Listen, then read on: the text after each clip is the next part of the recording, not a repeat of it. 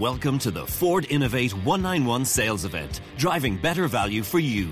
Take the all-new Ford Focus ST line, featuring Ford Sync with touchscreen, smartphone mirroring, ST line design kit and cruise control. And right now, you can order a 191 Ford Focus with an amazing 7-year warranty, 7-year roadside assistance and 2 years free servicing. All from just €23,495. Ford Innovate, driving better value for you. See it for yourself at your local participating Ford dealer. Offer ends November 19th. Ford, go further. Price excludes delivery and related charges. Terms and conditions apply. See Ford.ie for details. Welcome back to the College Football Sports Memo, Every Game on the Board podcast with our closer. Last segment here, going game number 197 to the end of the college football card late on Saturday night. Robbie Veno, welcome to the podcast. How are you? How are you today, Drew? I'm doing pretty good. I like that tag of closer for the podcast. That sounds pretty good to me. Yeah? Right. Well, let me ask you, if it over under 60 miles an hour right now, a couple warm-ups, could you throw a fastball over 60 miles an hour? Oh, it would be close, Drew. It would be close. I might have my arm on ice for the next month if I did. Oh, man. Yeah, that'd be a tough ask to get out there and to throw a 90-mile-an-hour fastball for sure. But, Robbie, let's start off with some college football here. 197-198, Texas at Texas Tech. Looks like Texas in the favorite role. Hasn't been good for Coach Todd Herman, him as a favorite. But -1.5 at BetOnline. Looks at like minus a two pretty much everywhere else. 62 the total. How would you look to bet the Red Raiders and Longhorns here?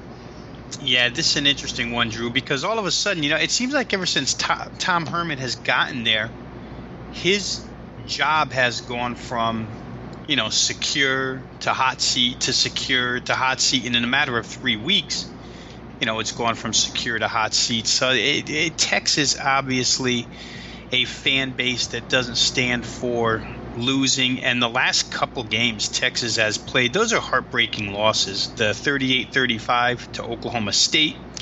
Last week, of course, the 42-41, where West Virginia goes for 2 and the win, and they get it. So you're talking about 2 losses by a total of 4 points. Now they need to bounce back, because if they lose in Lubbock, some of the articles that we read this week about Tom Herman are going to get even worse. And there's a possibility, I think, here for the Longhorns, Drew. For Texas Tech, the difference, to me at least, the difference between Alan Bowman at quarterback and Jet Duffy at quarterback is like night and day.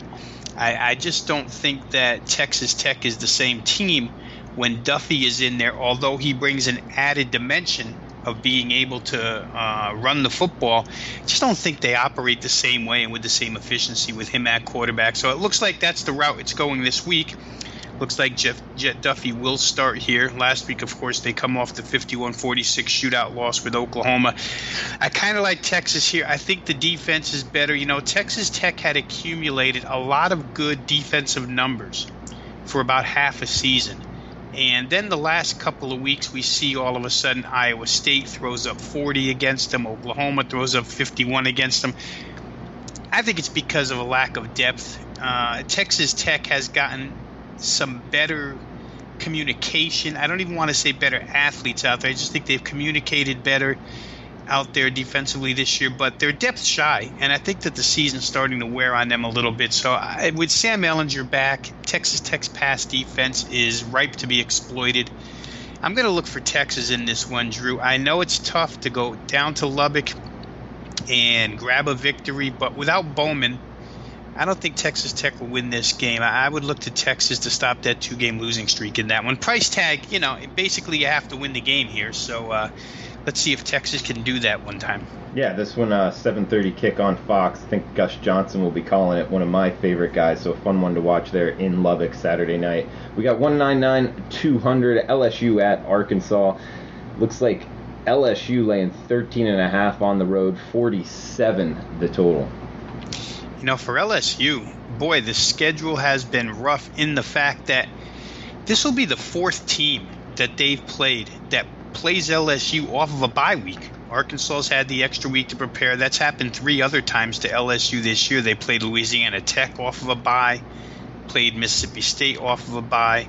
played Alabama off of a bye. Of course, LSU had the bye week as well as Alabama did, but 4 times this season, the team they're going to play has had 2 weeks to get ready for them. I don't know that it makes that much of a difference here in this game, Drew.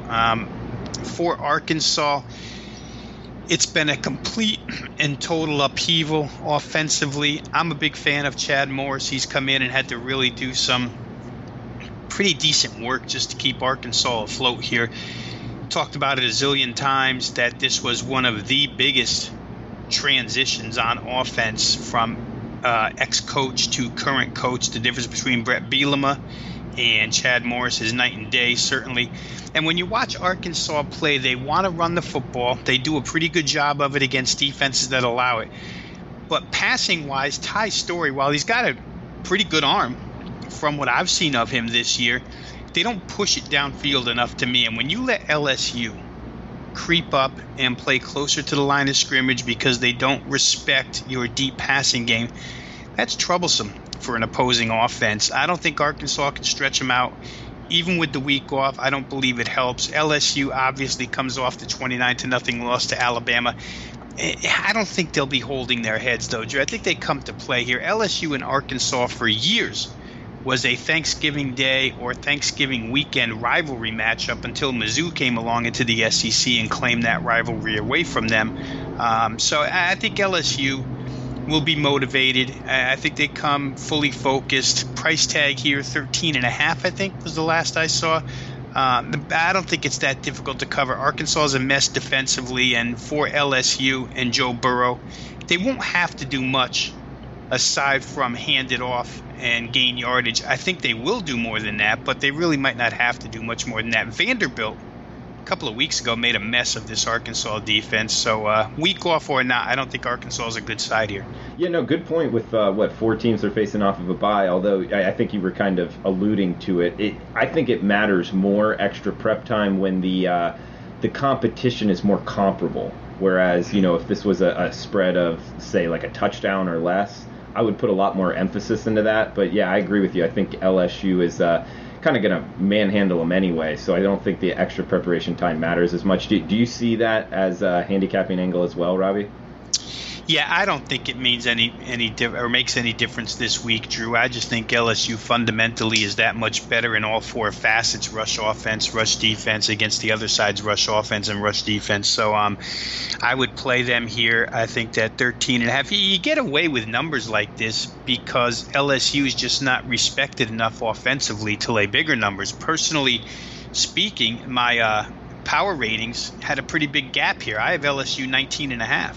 So you're talking about a touchdown difference here between where the power ratings fall and where the number currently sits. I think that's, although I would never play a game simply based on power ratings, it just helps me to investigate it a little deeper. I think LSU is worth a play here. As we move into the game numbers in the 200s, 201, 202, a lot of games here this Saturday, Robbie. Not a lot of teams on bye week, but we got San Jose State at Utah State, 65 the total. Utah State laying 31. This is a tough ask for the Spartans of San Jose State going into Logan, Utah. It's a tough trip with a way better team. However, laying 30 points is also a tough ask. How do you look to bet this one, Robbie? I tell you what, if Utah State is not everybody's favorite group of 5 team, then I don't know what they're thinking. Utah State, since I watched them second week of the season, they've been about my favorite college football team, and that changes every single year. No affiliation or no bias toward anybody, but just the way they play is sensational. And of course, they're cashing tickets for me as far as overs are concerned. So that's another great reason to like Utah State. But the problem here, Drew, is we don't know the status of quarterback Jordan Love, who took a pretty significant hit last week in that Utah game, in that Hawaii game, and actually left in the second quarter. Redshirt freshman Henry Colomby, who's played quite a bit this season in mop-up duty, came in 9 of 11, 148 yards, touchdown, no interceptions. But to have him start in this game, if that's the way it goes, and ask Utah State to cover 31, I think that would be a little bit dangerous. I don't know that he brings the same rhythm to that offense as Jordan Love does. When that Utah State offense is humming and running a play every 11, 12 seconds, they're just so difficult to stop, so much weaponry on that particular side of the football. San Jose State won't be able to stop it. Either way, it's just a matter of how many times Utah State winds up in punt formation here. Normally, I would say go ahead and play them up and over the total, because you would expect with Utah State here, mid-50s is not too much to ask with their starting quarterback. With the backup, however, if it sinks somewhere to the 42-45 range that they put up in this game, might be questionable. San Jose State's got some nice deep passing ability with Josh Love at quarterback and the set of receivers that they have. But we'll see, Drew. For the reason of Jordan Love right now, I'm staying put on this game. If I could get an indication that he's going to go, I probably would get to over 65. That game, by the way, got bumped up this morning total-wise. We had a 64 almost universal, and now we see 65 across the board. So either somebody's guessing that they just like Utah State, period, to run up the same amount of points, or they're, some form figuring that Jordan Love is going to play in that contest. Robbie, next game up, we got, give me 1 second here. We got App State, Texas State. App State laying 20.5 on the road, 46.5 the total. For Appalachian State, it's possible, Drew, and it looks more than possible now. It looks probable that they'll get their quarterback, Zach Thomas, back for this game. Remember, a couple of games ago against Georgia Southern, that TV game, he took that hit on their first series, left the contest, didn't return, didn't play last week.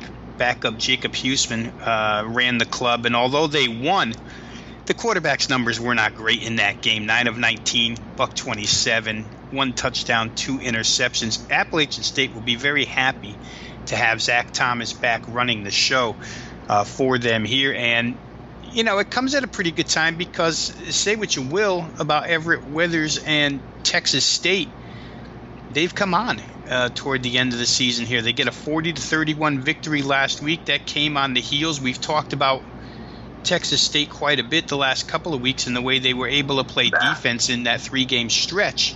So I think that Texas State certainly is better than they were a month and a half ago. But if Appalachian State's at full strength here, and Appalachian State is still battling to win their division in the Sun Belt Conference, I see them defensively being able to handle Texas State rather easily. What Texas State was able to do last week, more a product of that Georgia State defense, which is rancid. And I don't think they're going to do much as far as explosiveness is concerned in this particular contest. I'd look for App State, especially with Thomas back at quarterback, to roll up a big number here. Yeah, the aforementioned Georgia State Panthers on the road against Louisiana Lafayette. We're seeing 69.5 the total, with Lafayette laying 14 at home. And Robbie, you just brought up the point of Georgia State's horrid defense, and I'll tell you, I've read a couple articles about the Georgia State Panthers team talking about quit and getting rid of some guys. I don't know. There seems to be problems in this Georgia State program. I don't think 14's enough here. I'm looking towards Louisiana Lafayette. How do you feel? Yeah, I think you would have to, Drew. I saw head coach Sean Elliott interviewed this week for Georgia State, and he says all the right things, all the things that a coach should say. Hey, our running game is getting better, but he did say that the run defense, in coach speak, to say that they have a ways to go still, that means we stink against the run. And you don't want to stink against the run if you're going to play UL Lafayette, Trey Regis, and those guys, because they can do some damage on the ground here, averaging 217 rush yards per game. They were not able to run the football last week against Troy, and they didn't cover. They lose 26-16. So for Lafayette, it really starts with the running game, and then Troy Nunez, the quarterback, they work in the passing game off of that. I think it's something to note here, though, where Lafayette is concerned, is they've got a couple of key starters on defense out for this game. So maybe Georgia State can do some damage offensively, but their damage offensively, Drew, depends on quarterback Dan Ellington, to me. And from what I see, it looks like Ellington might not play in this game. He left last game against Texas State with a concussion. You'll get Aaron Winchester in there. Now, for those who don't know, Aaron Winchester is a guy who's been in the program for a while. I think it's his third year. And so it's not like you're going to a totally green freshman-type guy. That's why the total hasn't come down at all. It's actually increased here. I think you see two teams that can put up points. The minus 14, I think I could get there with UL Lafayette. The 69.5 could be a good route as well, because I think you're looking at two teams certainly pushing 30 points here. I think the Lafayette side will push over 40 in this one. Robbie, interesting handicap here. We got Western Kentucky at FAU. This one in Boca Raton, 58 the total, with FAU laying 20.5 at home. And I'll tell you, Robbie, this FAU team, they go out, pretty much get manhandled by Louisiana Tech, then come back last week and beat FIU, one of the better teams in the conference. I can't figure this team out. I've lost on them twice now. I'm giving up on FAU. How are you looking to bet WKU FAU on Saturday? Well, a couple of things here. Lane Kiffin was ecstatic with that win last week and was quoted as saying, "This is the way we should have been playing all season long." They ran the football right down FIU's throat. 60 carries, 60 rush attempts, 439 rushing yards, 7.3 per pop. Devin Singletary and that running back core made a mockery of the FIU rush defense. But another thing happened along the way there. This game was a struggle for 3 quarters. It finally got broken open in the fourth quarter when Florida Atlantic put up 4 touchdowns, win the fourth 28-0. But right before halftime, Kiffin benched starting quarterback Chris Robeson, went to his backup DeAndre Johnson. Remember, DeAndre Johnson, much ballyhooed, went to Florida State, got thrown out of Florida State for an off-field altercation, winds up in the Last Chance U series in Mississippi, comes back to play for Lane Kiffin last year and gets a blood disease, I think is what it was, and was hospitalized for a good portion of the year and didn't play last season. Back on the football field this year as the number 2 quarterback. He enters last week and pretty much sparked this Florida Atlantic team. I'd expect to see him as the starting quarterback in this game, Drew, because, as you know, Robeson as the starting quarterback for Florida Atlantic has not really produced at all this season. That's been a big problem for the Owls as far as consistency on the offensive side is concerned. If Johnson starts, it looks like, we think it's so late in the season, only 2-3 games left, and that is true. But teams can turn corners at this point. It's why I often say we have to handicap college football seasons kind of into thirds, first third, middle third, and back third. I think Florida Atlantic is one of these teams that might be turning the corner right now. Defense played sensational last week. If the offense can run the football the way they did last week against FIU, chances are pretty good they'll run it that way against Western Kentucky as well. For the Western Kentucky side, I had an overplay with them last week against Middle Tennessee, and Drew Eccles, who I didn't expect to start at quarterback, it was the last second they threw him out there to start. He's the original starting quarterback for this team, and they moved the ball pretty well for a half, but couldn't turn it into points, and that wound up being their downfall, Drew. We'll see if they turn it into points here, but there's a lot of love for Florida Atlantic right now. Line is bumped from 17 all the way up to minus 20. I'd be more inclined to play over. I think Lane Kiffin showed us last week when he feels confident, he's not against running up the score, and he ran it up with a late touchdown to get that game over the total against Florida International. Good stuff, Robbie. We got staying in the South, in the Sun Belt this time. Louisiana Monroe at South Alabama. Louisiana Monroe, man, they came on last week talking about a team that might be bet on down the stretch here if they play like that, like they did against Georgia Southern, putting up, I believe, north of 40 points. But laying 6.5 here, 61.5 the total in Mobile, Alabama on Saturday. Yeah, and I didn't realize, Drew, until I looked this week, that Monroe's actually in first place in their side of the Sun Belt Conference. So they're heading for potentially winning their division. It would require, if they win out, let's put it this way, they're in the driver's seat. If they win out, they'll win that side and go to the Sun Belt Conference Championship game. They need this win to gain bowl eligibility. I think they sit at 5 for these Sun Belt teams. Bowl eligibility is huge.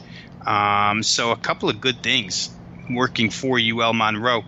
What's not working for them is 2 of their 3 starting linebackers are gone for this game. And it's a problem for UL Monroe because they're the 2 linebackers missing, Cortez Cisco and Rashad Harding, they're the number 3 and 5 tacklers on the team in the middle of that defense. So, in all likelihood, they can outscore South Alabama. But I think that helps South Alabama's offense quite a bit, having those 2 missing from ULM, which is not a stellar defense to begin with. You can't be missing your 3 and 5 tacklers and maintain any sort of, let's call them subpar defense to begin with. They'll fall even further in this game without them. For South Alabama, you've got question marks at quarterback. I think you're going to see redshirt freshman, from everything I've read, Cephas Johnson, get the start here because Evan Orth's shoulder isn't good enough for him to throw the football, from everything I read. So Cephas Johnson is a guy, redshirt freshman, who actually has carried the ball this year more than he's thrown it. How about 18 rush attempts and only 16 pass attempts? Doesn't mean that's going to be the way the numbers work this week. I think obviously he'll be able to go to the air. They'll cut him loose a little bit, but just interesting that he brings that extra dimension, which again could cause UL Monroe's defense some problems. -2 linebackers, having to play a mobile quarterback, could all be problematic for Monroe in this game. It talked about turning corners at the end of the season just a little bit before.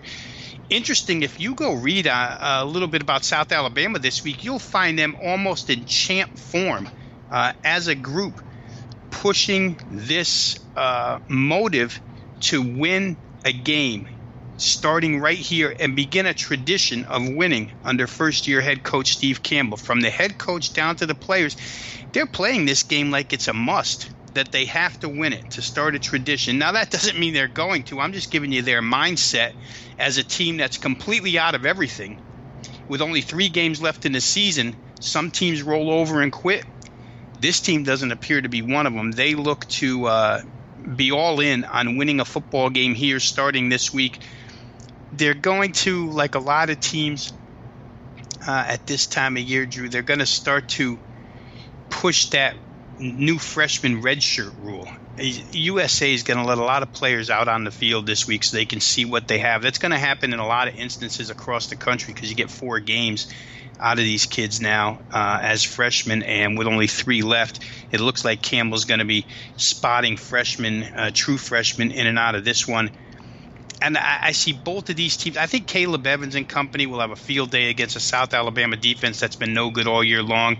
But I think with the problems I listed earlier that UL Monroe might have on defense, I think Cephas Johnson and company can score a few here too. 62 is the total. That's where I'm headed with this. I think you can get yourself an over. I'd expect this one to get, mid-60s, 64 to 66 range, and without much problem, and that puts you right up over the total. Robbie, that's interesting concept because this is the first year of the new redshirt rule. So I'm just thinking, put a new, true freshman playing high school football last year out there on the field. How do you think that's going to affect college football betting from prior years? Would you look to bet overs, unders? I mean, how would you go about that? Yeah, I mean, you have to get involved and know each individual situation. With South Alabama, they came out and announced it. I'm sure it's going to go on in a lot of places. With a team like Connecticut, Drew, I don't think it matters because they've been playing true freshmen and a bunch of them since week 1. And they've just taken their lumps all the way through. But some of these teams that have held on to these redshirt tags, waiting for the end of the season where they could get them to play 3 full games and be able to maintain them as freshmen next year. It's an interesting spot. We'll see if it causes you would think that putting kids out there at this time of year would cause a little bit more confusion, especially defensively, communication breakdowns, so on and so forth. So, again, individual situations. I think with South Alabama here, it probably will. It's a bad defense that could maybe get a little bit worse. Offensively, they haven't been great. I don't know that having freshmen out there could really hurt them if they've have a couple of talented kids that they need to use. Right, let's move on down the card. We got Rice at Louisiana Tech, 52 the total, with Tech laying 24.5 at home. Yeah, I think this could be an absolute blowout, Drew. You know, poor Rice. And we've talked about them and a couple other teams that have had to play since August 25th. But Rice's defensive numbers have just gotten worse as the season goes on. Last week, when you give up 410 yards to UTEP, that's an accomplishment of bad sorts. 410 yards, 34 points to UTEP. Dana Dimmel's team finally gets on the board with a win. At this point in time, head coach Bloomgren's team can't stop anybody. They're certainly not going to stop Louisiana Tech. And Louisiana Tech has one of the best, if not the best, defense in Conference USA. They come off a thorough beating last week against Mississippi State. Imagine being the quarterback of La Tech, Jamar Smith, and you play Mississippi State and you get absolutely manhandled by that defensive front, which is one of the nation's elite. And then you come play Rice. This is going to be, like playing against a Pop Warner type team. So figure Louisiana Tech, they haven't scored a bunch of points this year, Drew. Offensively, they've been very, very methodical as far as yardage and points are scored. But this particular instance against Rice, I could see a 40-plus being put on Rice here. And with the way Louisiana Tech plays defense, I don't see Rice fighting back much. It's a big, big number, but there's no way in the world I want to take it with Rice. Robbie, we just talked about FIU just a minute ago. They're having to lay 10 on the road here at UTSA. UTSA, not all great shakes, but the way FIU kind of got ran against there, I'm a little worried to lay 10 on the road, like doubles on the road here. How would you look to bet FIU UTSA? Well, if we take a real good look at Texas San Antonio's defense, which has been, the one, I don't even want to call it a bright spot, but let's say it's been their best position unit so far this season because the offense has been so terrible. If we look at their defense, to me, that defense at this time of year, it's starting to erode. They give up 3 weeks ago, because they had a bye-in between their last two games, but they give up 487 yards to Southern Miss, which is not a great offensive football team this season. And then they come back last week against UAB, which is maybe the best team in Conference USA this year. But UAB goes into that game, Drew, without their starting quarterback. A.J. Erdely doesn't play. He's got a shoulder injury, and they start redshirt freshman named Tyler Johnston III. All he does is lead UAB to 52 points and 668 yards against this Texas San Antonio defense, which is really, as they're constructed, supposed to be their anchor. So then I dug a little farther and looked at these defensive numbers San Antonio's put up this year, and they're phony. They're skewed. They played real good defense against Texas State, held them to 248 yards. Real good defense against Texas El Paso, held them to 297 yards. Real good defense against Rice. You get the point here. Every lousy offensive team that you can find in Conference USA, Texas San Antonio held down. But when they had to play real teams with real offenses, they got drilled. Arizona State put up over 500. Baylor put up nearly 500. Like I say, UAB with a backup quarterback puts up 668. FIU should come in here, James Morgan and company, and be a little bit embarrassed off of what happened last week and light up the scoreboard against a team that can't fight back offensively. For Texas San Antonio, points have been few and far between all season long. The last 5 games they've played, 4 of them have been 20 points scored or less. FIU's good enough defensively. You just have to worry, Drew, I think. Beyond the fundamentals, you would worry about the situational mindset of Florida International in this game. Are they going to hang their heads because they thought last week was their chance to get revenge on Lane Kiffin? Or are they going to come in here and play hard? I'll say this. There's still an opportunity for them to win that division, the East Division in Conference USA. Right now they sit tied in the loss column with Middle Tennessee.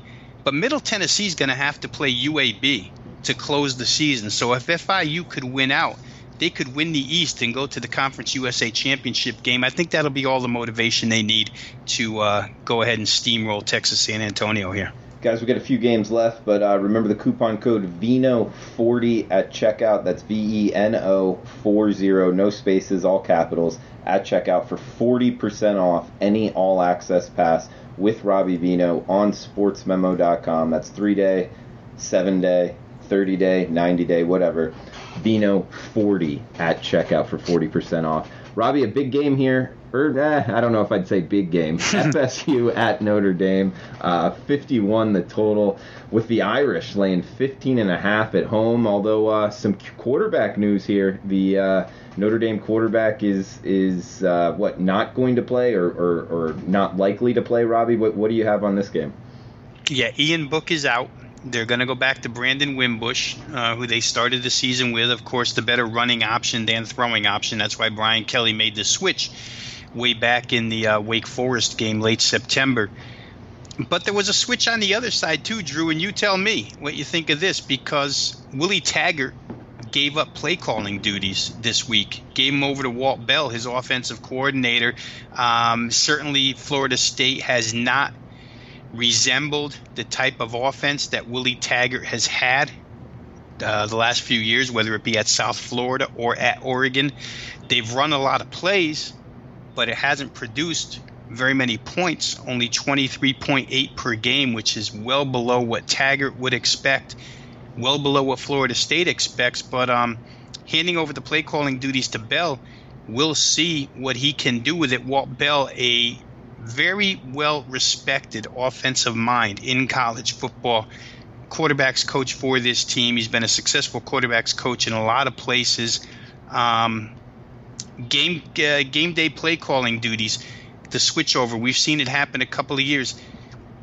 I'll get your opinion. You think it helps FSU any here against Notre Dame? Absolutely, 100%. I'm glad you brought it up. One, it can't hurt. Robbie, I'm not a big fan of head coaches calling plays. I think that they have too much going on, too much to worry about with everything to the program and all the game time decisions. I like it when the offensive coordinator calls plays. And in this particular situation, Walt Bell, you just touched on it. I mean, he's one of the great minds, offensive young minds in the game. I mean, the Maryland offense, like last year when it kind of had its come out party, that was him as the offensive coordinator. And Robbie, I know you know it, at Arkansas State, when they were covering those spreads and hitting those overs, it was him calling the plays with Freddie Knighton and company in the heyday of Arkansas State dominating the Sun Belt. He had a lot to do with that. So I think it's huge for him and for the Florida State program. I mean, their quarterback situation, though, is kind of dire here. I can't believe they don't have more talent at it. I don't think Francois can really throw the deep ball, so I don't like him at the quarterback position. And Blackman, he's only a redshirt freshman. I mean, he's 180 pounds out there running around. I think they're kind of dire in terms of talent at the quarterback position, so I don't know how much he's going to be able to help, although I do think he helps. I'm not sure if that answered what you were asking, though. No, I think you're right on with that, Drew. Some of these head coaches get so stubborn, and then they finally have to hand over the play. Remember Gus Malzahn handing it over to Rhett Lashley a couple of years back, and all of a sudden Auburn took off offensively, and then Rhett Lashley, moved on to UConn, and now he's back at SMU calling plays there. So I'm with you. I think the offensive coordinator is a spot to go. I'm also with you on the quarterback situation, and we know that Willie Taggart's offense far different than what Jimbo Fisher had there. So Willie Taggart walked into a cupboard of talent that wasn't really suited to run his Gulf Coast style offense. But I don't think turning things over to Walt Bell makes it any worse. I think it's a positive in every way, shape, and form. We'll see what they can do against a Notre Dame defense that's been good all season long. Bigger question might be Brandon Wimbush here. He took his demotion very, very well. Mature guy to sit behind Ian Book and watch the last 6 weeks. But now he gets another chance to hit the field. I don't think his throwing accuracy improves any in this game, but Florida State just came off a game where they got really shellacked by NC State, gave up 47 points.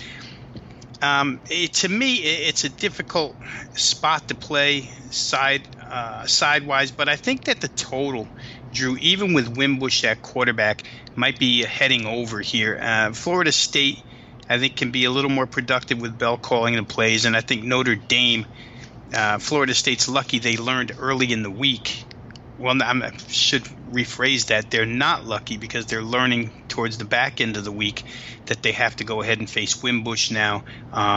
It's a whole different game plan when you're facing him. So we'll see how that goes. But if I had to look in this game, I'd probably look over. And a lot of times, Robbie, especially at the college level, when a starting quarterback goes out and watches another guy perform well from the sideline, if he gets another shot, a lot of times I've noticed they'll play better. It's almost like you see a guy do the job the way it needs to be done, and then you kind of get a little, I don't know what it is, maybe just seeing it happen, and you play better yourself. Have you seen that as well? Yeah, I think it's especially in this case where you take a former starter. It was Wimbush's job last year, Wimbush's job this year, and all of a sudden it's not his job anymore. He could have gone the route of, let's say, Kelly Bryant and said, enough of this, I'm transferring out. But he sat there. And I think it was, like I say, a real mature move out of him. And I'm sure he's chomping at the bit to get back on the field. So I think we'll see him. We've seen him, when he was paired with Josh Adams last year as the running back, really run through some gaping holes and for some big, big gains. So we may see that again here against Florida State in this one.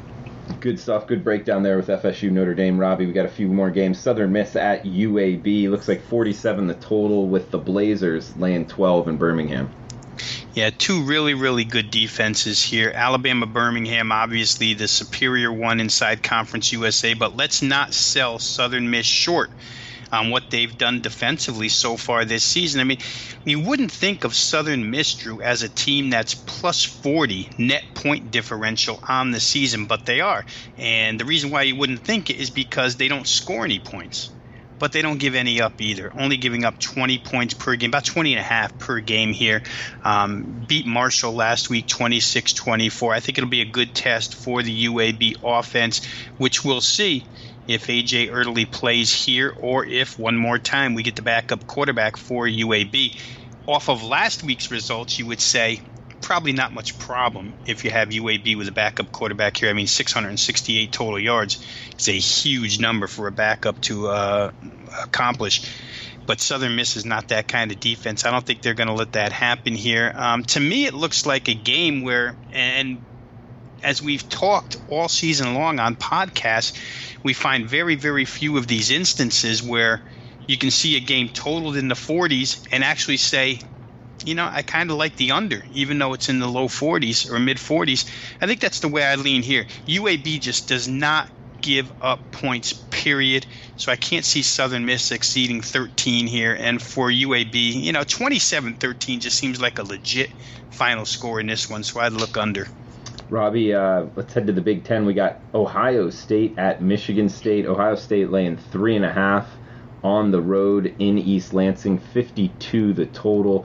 Robbie, I guess just my quick 2 cents on this is Michigan State, the defense looked really good against Maryland, but they can stop the run, and when you can stop the run against Maryland, you stop Maryland. Whereas Ohio State, they throw the ball down the field a little bit, a lot more than Maryland does. Haskins, leads the nation in touchdown passes, I believe, and is one of the most in terms of the analytics of throwing the ball down the field. So I think this is a whole different profile to ask. I think this number is actually short. I know it's kind of a square play here, but I would look for Ohio State to kind of take it to Michigan State, the more talented team, and lay the short number. How do you feel about this one in the Big Ten? Yeah, I could reiterate everything you just said because I would have said it myself if you didn't. Michigan State's pass defense has not been good this season, Drew, and it takes a couple of games against teams like Maryland in order to even make those pass defense numbers, even able to swallow those numbers. You know what I mean? Like, they give up 253 yards a game right now, and that's including the fact that they only allowed 74 to Maryland. I've said it all year long. If Maryland can't run, Maryland can't win. It happened again last week. The difference between Michigan State's rush defense and their pass defense is night and day. And although Ohio State is coming from the other angle, Ohio State, you've seen Urban Meyer for 5 weeks now get up in his Monday press conference to say we need to run the ball better. They've got really good backs. the offensive line has failed them this year as far as the run game is concerned. But they want to run, and in the end, they have to put it back on Haskins' shoulders and throw. It's not going to be that bad to go out there this week and let Haskins take it on his shoulders and let him throw. Like you said, it's a totally different profile here. I agree with you. I like Ohio State. If we want to call it a square play, we'll call it a square play, but they cash too. So I don't see any reason why Ohio State wouldn't be the right side here. Michigan State, let's not forget that they're dealing with a starting quarterback in Brian Lewerke, who, when you watch him play, even last week in victory against Maryland, you watch him play, it's noticeable how much that throwing shoulder hurts him right now. So they're not getting good quarterback play. Ohio State's defense might be boosted by the fact that Lewerke's been injured now for 2 games, heading into his 3rd game with this shoulder injury. Rocky Lombardi started a couple of weeks ago, the backup. We may see him here. He threw it around a little bit. If he plays, we might be headed for a higher scoring affair because both sides would score at that point. But I think if Lewerke's the starter here, Ohio State's the play. I think if Lombardi's the starter, over becomes the play. We'll keep a close eye on it. But from everything I see, it looks like Brian Lewerke, the starter, is going to get the nod here. And to me, that spells Ohio State in this contest. Robbie, we have 2 games left, but I want to go off the board here, something we haven't done yet. I think Teddy had this game, and I brought this up with him. It was Maryland, Indiana. I want to ask you real quick, because I know you have had a beat on Maryland, and it's an interesting, handicap all season long, not only the coaching aspect, but being able to stop the run. Do you think Indiana has a chance to stop their run, or do you like Maryland here plus the 2 points? Well, I immediately went, when I first went over the numbers Sunday, Drew, and put a check mark next to the over in this contest. Now, Indiana's got a better run defense than some teams do, but I'm trying to remember the comparison I used yesterday with a passing team. But I'll say this. If you're a middle-of-the-road run defense, which I think Indiana is, they're not superb and they're not awful. They're middle of the road. Then I think Maryland wins that battle. So I would say in this game, my interpretation of this opponent is that Maryland can run the football on Indiana, and that's why I had overchecked, because Indiana will do some damage of their own on offense against Maryland. So that's just the way I read this. And I know there's another team, and I can't think of it off the top of my head, that I use the same exact, scientific mathematics, I guess, to gauge them. But yeah, I would say that Maryland's going to be successful here running the football. They're an exceptional running team, but when they run into exceptional run defenses, they just aren't good enough because they have no threat of throwing the football. Kasim Hill just hasn't gotten it done all season long. But they'll run on Indiana. I'm pretty convinced of that. All right, guys. Sorry about going out of order there. I probably got to watch myself doing that, confusing people. But 2 games left, 2-2-1, 2-2-2. UCLA at Arizona State, 62 the total, with ASU, the Sun Devils, laying 13.5 in Tempe. Everybody who laughed at Herm Edwards being hired, raise your hand, right, Drew? I mean, he's 6-3 against the spread, and 99% of us didn't think that it was a good hire. It's turned out to be a really good hire.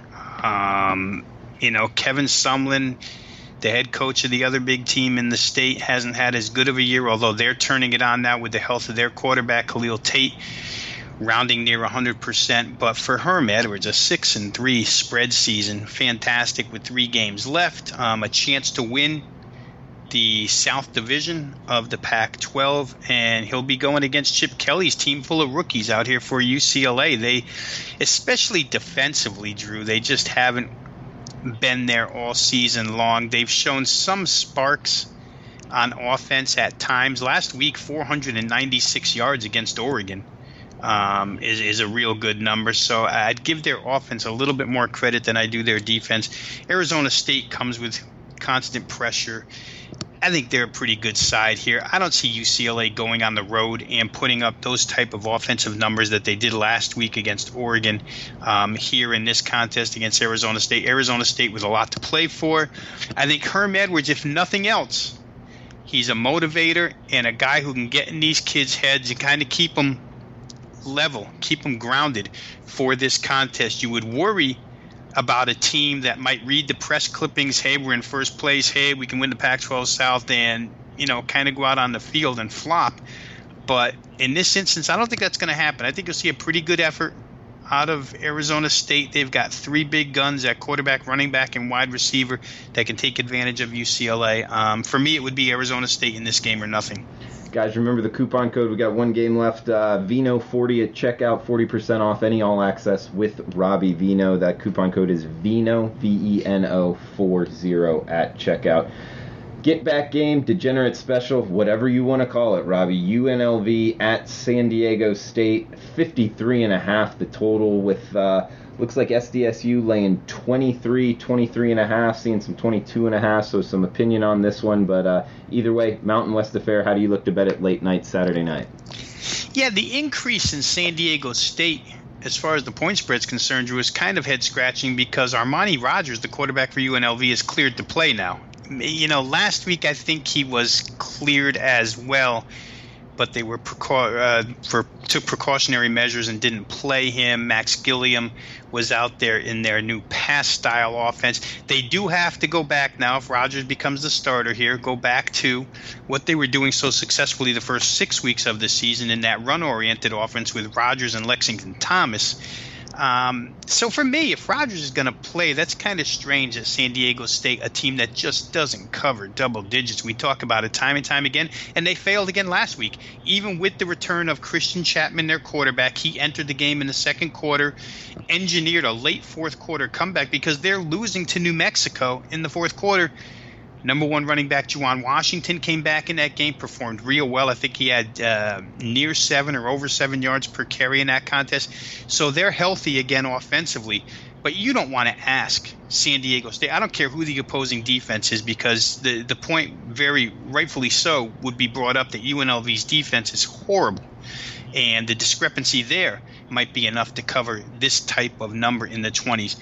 But I don't think it's the case with San Diego State. Boy, they just don't cover double-digit numbers because Rocky Long's offense isn't designed to do so. They milk clock. That's their whole deal, is to just be methodical, milk clock, let the defense win it. They'll get to 35, and that'll be enough for them. If Rogers plays, getting to 14 here isn't too much to ask. So I'm a little surprised people have run towards the San Diego State side in this contest. I think UNLV plus all those points could be the right side here. Yeah, I agree with you. One, the Gilliam kid, I don't think he's as good in the dynamic that Rogers brings, but he has gotten a little better. I know last game out he kind of floundered, but the games leading up to that, he was a little bit more on point. And if Rogers plays, he's their best player. So I would look to bet UNLV as well, especially maybe late on Saturday, the late night game if you need something on it. Watch the warm-ups. If Rogers is out there, maybe look to bet on it. Do you have that kind of betting angle on this as well, Robbie? I would. You know what I would do, Drew? I would go out, I'd find a few degenerates to sit with and take UNLV and try and, capitalize on the late game. I do think, all kidding aside, that it just is a little strange that the number would run up with San Diego State, not a known offender as far as covering big point spreads are concerned, and just the fact that having Rogers back in the lineup should produce for them. So we'll see what happens here. If Gilliam plays, we can't fault him for everything, Drew, because UNLV had to change their entire offensive scheme once Rogers went down. They went from a run-oriented offense to a pass-oriented offense, now back to a run-oriented offense with Rogers. And I think that plus those points, it would be worth taking. All right, good stuff, Robbie. Guys, remember the coupon code VENO40, and we're going to have Rob back on for the NFL Every Game on the Board podcast tomorrow with Teddy Covers. We'll see you then, and best of luck with your bets tonight.